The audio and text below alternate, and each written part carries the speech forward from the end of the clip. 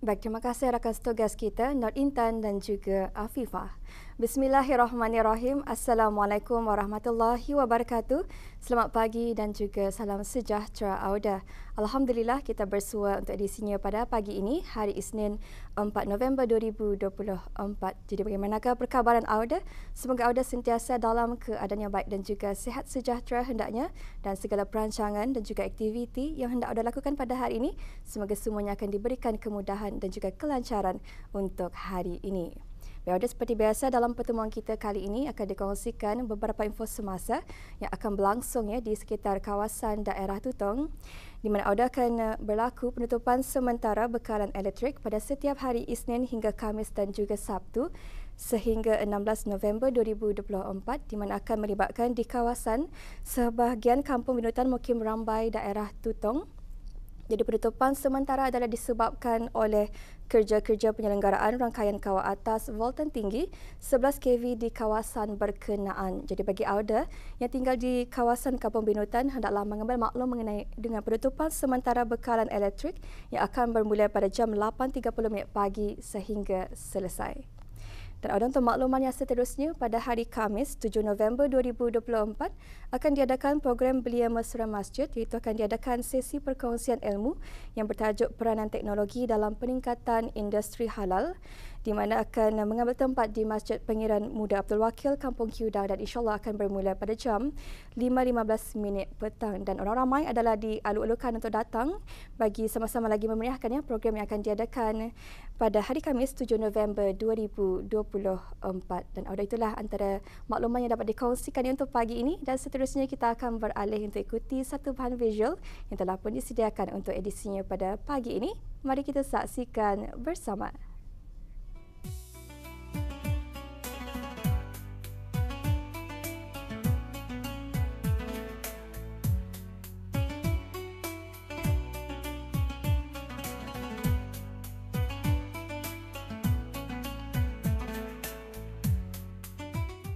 Di dalam Islam, menyantuni anak yatim merupakan suatu hal yang dianjurkan, bahkan Rasulullah sallallahu alaihi wasallam akan menjamin syurga kepada orang-orang yang mahu menanggung hidup golongan anak-anak tersebut.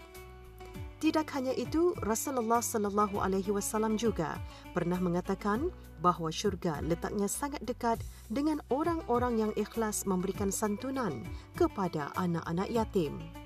Berbuat baik dengan menyantuni anak yatim akan mempunyai iman dan takwa yang semakin kuat, dan orang beriman ini akan selalu mematuhi perintah yang diberikan Allah Subhanahu Wa Taala sehingga selalu berbuat baik.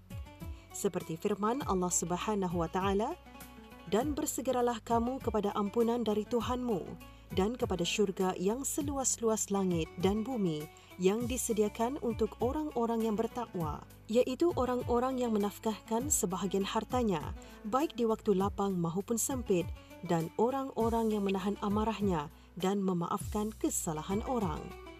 Allah menyukai orang-orang yang berbuat kebajikan." Surah Al-Imran ayat 133 hingga 134. Di negara Brunei Darussalam, secara berterusan berbagai projek yang berkaitan dengan anak-anak yatim diungkayahkan oleh berbagai pihak, agensi kerajaan, swasta, pertubuhan-pertubuhan atau kumpulan-kumpulan maupun persendirian, baik pada bulan-bulan lazimnya seperti Ramadan dan Syawal, bahkan pada bulan-bulan lainnya.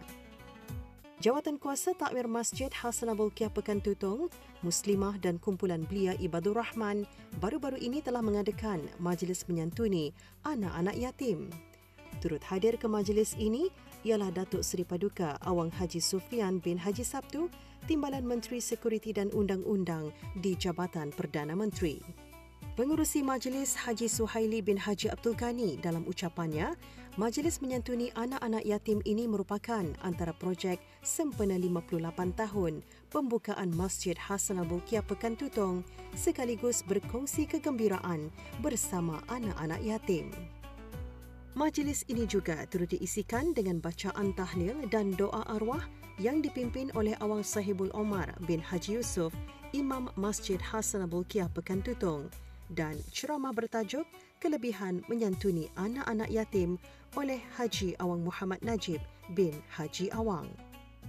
daripada Sa'id bin Abdullah radhiyallahu anhu datang kepada Rasulullah sallallahu alaihi wasallam, kemudian beliau bersabda kepadanya, bersikaplah kepada anak yatim seperti seorang bapa yang penyayang. Seramai 18 orang anak-anak yatim Tadahan Kampung Suran dan Kampung Petani menerima sumbangan derma dalam majlis ini. Adapun objektif bagi majlis menyantuni anak yatim ini adalah untuk pertama sempena pembukaan masjid 58 tahun. Yang kedua adalah untuk meraihkan bersama-sama menyantuni anak yatim, dan juga yang ketiga untuk mengimarahkan masjid. Alhamdulillah pada tahun ini telah bertambah lagi anak-anak yatim yang disantuni dalam majlis ini, iaitu seramai 18 orang. Iaitu ada pertambahan daripada tahun lepas 8 orang, tahun ini 18 orang. Jadi alhamdulillah tadahan anak yatim Masjid Al Blok Kampung Tutong semakin bertambah. Mengenai dengan kelebihan kita ini menyantuni anak yatim ini memang ada dinyatakan dalam Al-Quran dan Al-Hadis. Di dalam Al-Quran menyuruh kita ni untuk sentiasa menyantuni anak-anak yatim. Memang banyak sebenarnya ayat dalam Al-Quran untuk dihuraikan, memang banyak sebenarnya.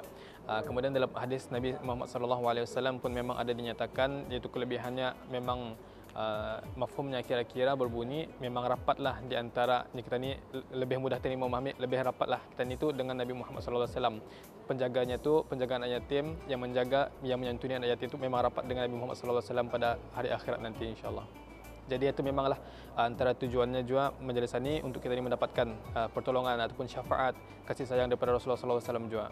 Adapun harapan kami memanglah supaya peranan masjid ini juga salah satunya untuk menyantuni orang-orang ataupun ahli qaryah kita ni yang tadahan masjid lah.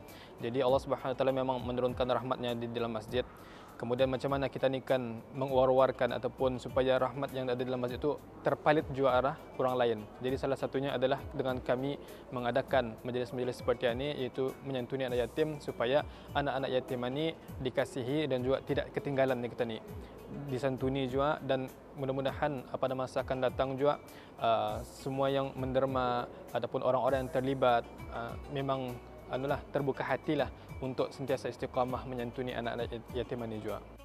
Sungguh besar nikmat dan keistimewaan mereka yang menyantuni anak-anak yatim, dapat bersama dengan Rasulullah sallallahu alaihi wasallam di syurga, melunakkan hati yang keras manusia, menebalkan iman dan takwa dan sebagainya. Semoga majlis yang diungkayahkan ini dapat menarik lebih ramai masyarakat untuk turut sama berpartisipasi dalam mana-mana program berkebajikan sekaligus mendekatkan diri dengan masjid.